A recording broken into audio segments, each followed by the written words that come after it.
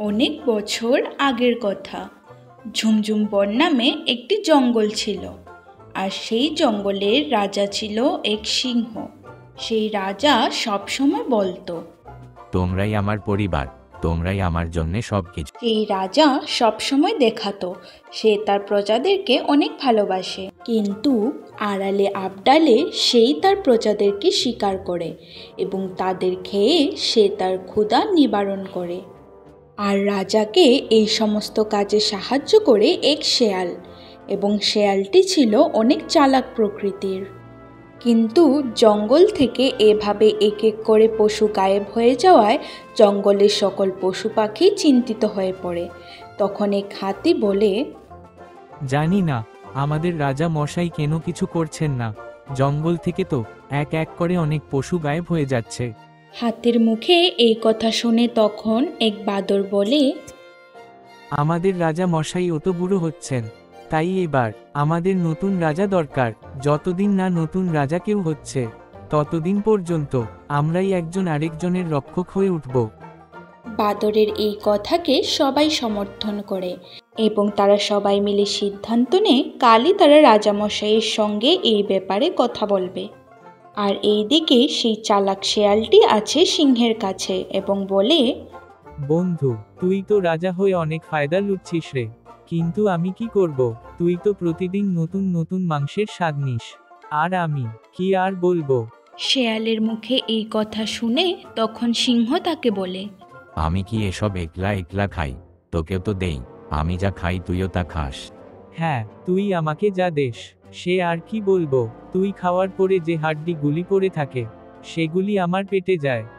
আচ্ছা ঠিক আছে, এবার থেকে তোকে কিছু মাংস দেব, কিন্তু একটি শর্ত আছে। তুই যদি সেই শর্ত মানতে পারিস তাহলে তুইও এবার থেকে আমার সাথে মাংস খেতে পারবি। কি শর্ত বন্ধু? প্রতিদিন এই খরগোশ, ছোট পাখি এসবের মাংস খেয়ে মুখটা পচে গেছে, এইবার একটু বড় কিছুর মাংস খেতে হবে রে, যেমন ধর হরিণ।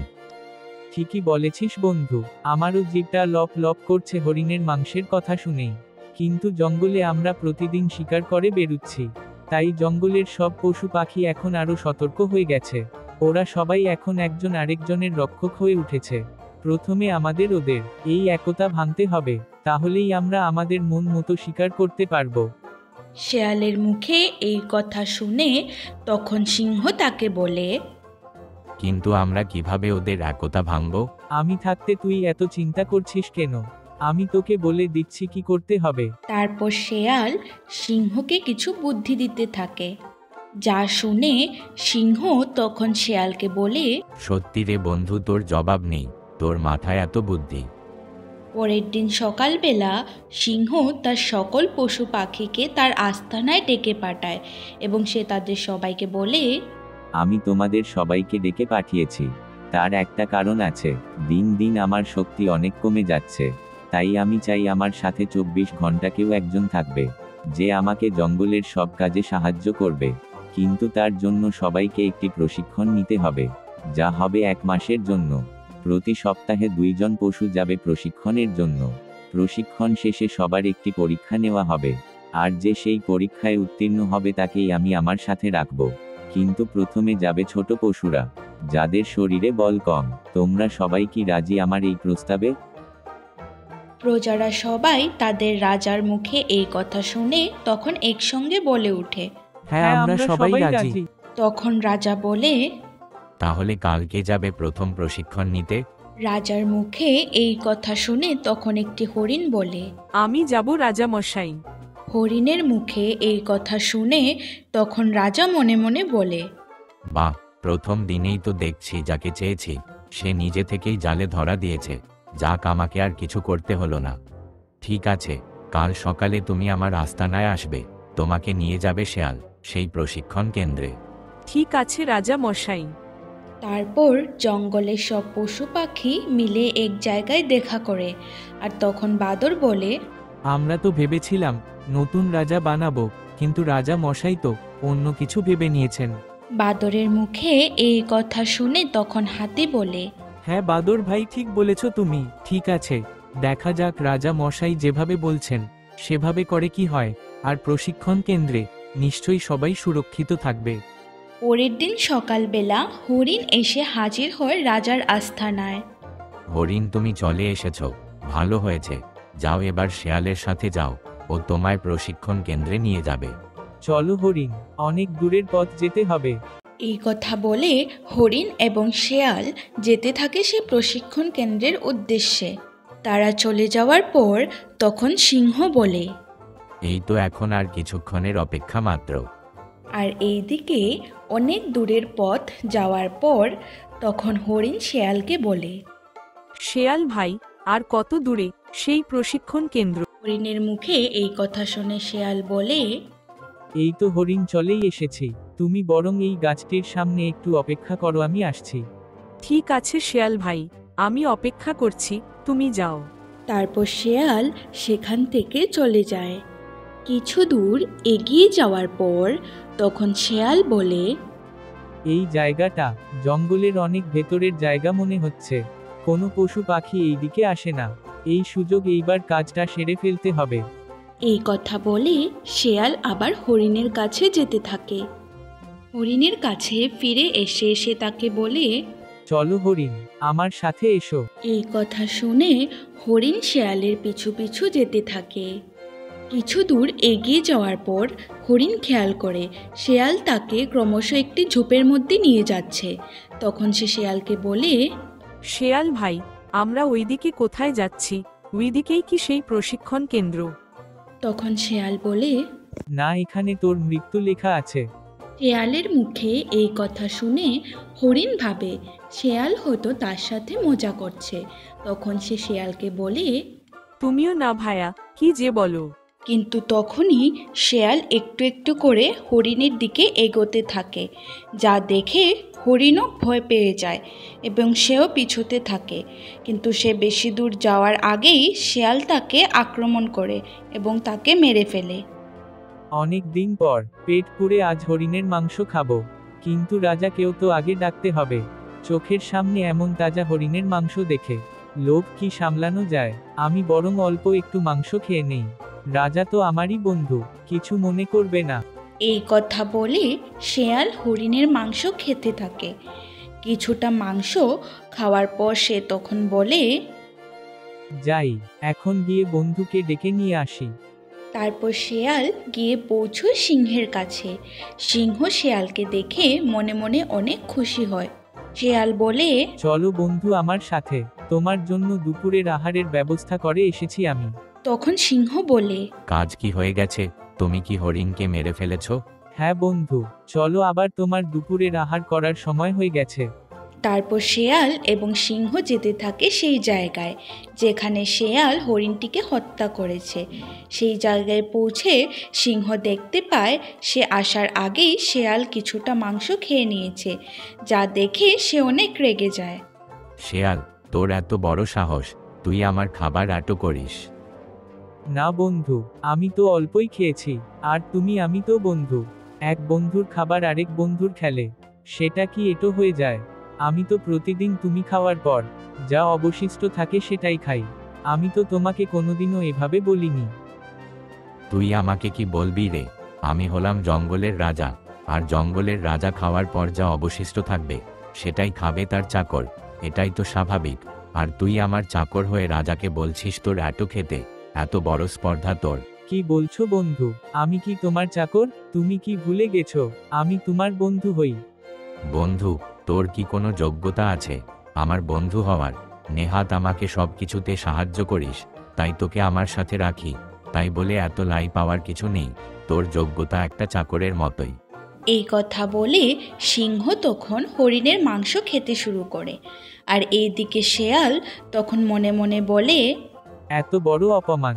তোর জন্য আমি এত কিছু করলাম, তোকে প্রতিদিন মাংস খাওয়ার ব্যবস্থা করে দিলাম, আর তুই আমাকে এর এই প্রতিদান দিলি? ঠিক আছে, এখন দেখবি এই শেয়াল কি করতে পারে। এতদিন তুই শুধু আমার ভালো চেহারাটা দেখেছিস, এবার খারাপটাও দেখবি। আজ থেকে তুই আমার সবচেয়ে বড় শত্রু। তোকে যতদিন না পর্যন্ত শেষ করতে পারছি আমার শান্তি নেই। এইভাবেই সময় যেতে থাকে। মাসে 2 থেকে 3টি পশু শেয়ালের সাথে যায় সেই প্রশিক্ষণ কেন্দ্রে, কিন্তু কেউই সেই প্রশিক্ষণ কেন্দ্রে পৌঁছতে পারে না। কিন্তু তার আগেই শেয়াল সবাইকে মেরে ফেলে এবং সে এবং সিংহ মিলে তাদের মাংস খায়। এইভাবে কিছুদিন যাওয়ার পর একটি বাদরের মনে এই নিয়ে সন্দেহ জাগে। আজ পর্যন্ত যেসব পশু সেই প্রশিক্ষণ কেন্দ্রে গিয়েছে কেউই এখন পর্যন্ত ফিরে আসেনি, অথচ সবার 1 মাস পরেই ফিরে আসার কথা ছিল। বাকিদের সাথে এই বিষয়ে কথা বলতে হবে। শুনো ভাইরা, আমাদের রাজা মশাই তো বলেছিলেন প্রত্যেক পশু 1 মাস পরে প্রশিক্ষণ নিয়ে ফিরে আসবে, কিন্তু একে একে হরিণ, গাধা, 2 ছাগল আর কত পশু গেল, কিন্তু কেউ ওই তো এখনো ফিরে আসলো না। 1 মাস তো কবেই পূরণ হয়ে গেছে। বাদরের মুখে এই কথা শুনে তখন এক ভাল্লুক বলে, ঠিকই বলেছ তুমি বাদর, আমারও কিছুটা সন্দেহ হচ্ছে। আমি ঠিক করেছি, কাল আমি শেয়ালের পিছু নেব আর দেখে আসব সকল পশু পাখি ওই প্রশিক্ষণ কেন্দ্রে এতদিন পর্যন্ত কি করছে সেখানে। আর বানরদের এই সমস্ত কথা লুকিয়ে লুকিয়ে শুনছিল শেয়াল। তখন সে মনে মনে বলে, এই তো সুযোগ, এই সুযোগটাকে কাজে লাগিয়ে এবার আমি আমার প্রতিশোধ নেব। তারপর শেয়াল সেখান থেকে চলে যায় এবং যাওয়ার সময় সে বলে, সেদিনের অপমান আমি আজও ভুলিনি। 1 টুকরো মাংসের জন্য তুমি আমায় যেভাবে অপমান করেছো সিংহ, তার প্রতিশোধ নেওয়ার সময় হয়ে গেছে। পরের দিন সকালে একটি গাধা যায় শেয়ালের সঙ্গে সেই প্রশিক্ষণ কেন্দ্রে যাওয়ার জন্য। তখন বাদরও তাদের পিছু নেয়। হঠাৎ শেয়াল দাঁড়িয়ে পড়ে এবং গাধাকে বলে, গাধা ভাই, তোমাকে আমি কিছু কথা বলতে চাই। হ্যাঁ শেয়াল ভাই, বলো তুমি আমায় কি বলবে। ভাই, আমাদের রাজা মোটেই কোনো ভালো রাজা নন। তিনি তোমাদের মিথ্যে কথা বলেছেন। আজ পর্যন্ত যত সব পশু প্রশিক্ষণ কেন্দ্রে যাবার নাম করে বেরিয়েছিল, সবাইকে আমাদের রাজা উনার খাবার বানিয়েছেন। বিশ্বাস করো ভাই আমার কথা, এই জন্যই আজকে পর্যন্ত কোনো পশু আর জঙ্গলে ফিরে আসেনি। আমাকে দিয়ে উনি শিকার করান সব পশুদের, কিন্তু আমি এই পাপ কাজ করতে না চাইলে আমাকে মেরে ফেলার হুমকি দেন। তাই বাধ্য হয়ে আমার সবাইকে মারতে হয়। কিন্তু এই পাপ কাজ আমি আর করতে পারছি না, আমার মুক্তি চাই। তাই আমি তোমাকে সব খুলে বললাম, আমাকে সাহায্য করো, এই পাপ থেকে আমাকে মুক্তি দাও। শেয়ালের মুখে এই কথা শুনে গাধা এবং বাদর দুজনই অনেক রেগে যায়। তখনই বাদর আড়াল থেকে শেয়ালের সামনে আসে। বাদরকে দেখে শেয়াল অবাক হওয়ার নাটক করে বলে, এ কি বাদর ভাই, তুমি এখানে? হ্যাঁ আমি। শেয়াল ভাই তুমি চিন্তা করো না, আজই ওই রাজার শেষ দিন। দেখেছো ভাই, আমার সন্দেহ ওই সঠিক, কিছু একটা ঘাপলা আছে, আমি আগেই বুঝতে পেরেছিলাম। তারপর তারা 3জনে মিলে সিদ্ধান্ত নেয় তারা জঙ্গলের বাকি পশুদেরকেও এই বিষয়ে অবগত করবে। তারপর তারা 3জন জঙ্গলে ফিরে গিয়ে জঙ্গলের বাকি সব পশুদেরকেও সব কিছু খুলে বলে। সব শুনে বাকি পশুরাও অনেক রেগে যায় এবং তারা রাজাকে মেরে ফেলার সিদ্ধান্ত নেয়। আর এইদিকে রাজা তখন শেয়ালের জন্য অপেক্ষা করছিল, কিন্তু সে এই অসময়ে জঙ্গলের সব পশুদেরকে একসাথে তার আস্তানায় দেখে অনেক অবাক হয়। তখন সে জিজ্ঞেস করে তাদের, এ কি তোমরা সবাই এই অসময়ে এখানে? কিছু কি দরকার আমার সাথে? শয়তান রাজা, তোর সব চালাকি আমরা ধরে ফেলেছি। তুই আমাদের অনেক বন্ধুদের মেরে ফেলেছিস, তোর জন্য আমাদের অনেক বন্ধু আজ আমাদের মাঝে নেই, আমরা আর কোনোদিনও তাদের দেখতে পাবো না। তোর এই নিকৃষ্ট কাজের জন্য তোকেও তার শাস্তি পেতে হবে। আগের মুখে এই কথা শুনে সিংহ অনেক ভয় পেয়ে যায়। তখন সে বলে, বিশ্বাস করো আমি কিছু করিনি, শেয়াল আমাকে এসব করার কথা বলেছিল। কিন্তু সিংহের কথা কেউই বিশ্বাস করেনি। তোকে আমরা আর বিশ্বাস করি না, তোকে শেষ করার জন্য আমি একলাই যথেষ্ট। তখনই বাঘ সিংহকে আক্রমণ করে এবং তাকে সেখানেই আধমরা করে ফেলে। জঙ্গলের বাকি পশুরা সেখান থেকে চলে গেলে তখন শিয়াল সেখানে আসে এবং বলে, বোকা সিংহ, তুই রাজা হয়েছিস আমার বুদ্ধিতে। প্রতিদিন যে খাবার খেতি ভালো ভালো সেটিও আমার বুদ্ধিতে, আর তুই আমাকে অপমান করিস, আমাকে চাকরের সাথে তুলনা করিস, তাই এটাই তোর প্রাপ্য শাস্তি। এই কথা বলে শেয়াল সেখান থেকে চলে যায়। আর সিংহ তখন তার শেষ নিঃশ্বাস ফেলার আগে বুঝতে পারে সে শেয়ালকে বিশ্বাস করে কত বড় ভুল করেছে এবং অতিরিক্ত লোভ আজ তার মৃত্যুর কারণ হয়ে দাঁড়িয়েছে। এভাবেই সেই সিংহটির মৃত্যু ঘটে। হ্যালো দোস্ত, আমি হলাম এঞ্জেল। এই তো হলো আজকের গল্প। আজকের এই গল্প তোমাদের কেমন লাগলো তা নিচের কমেন্ট বক্সে অবশ্যই জানিয়ে যাবে। আর প্রতিদিন এমন মজার মজার গল্প পেতে আমাদের স্টোরি বক্স বাংলা চ্যানেলটিকে সাবস্ক্রাইব করে দিও। টাটা।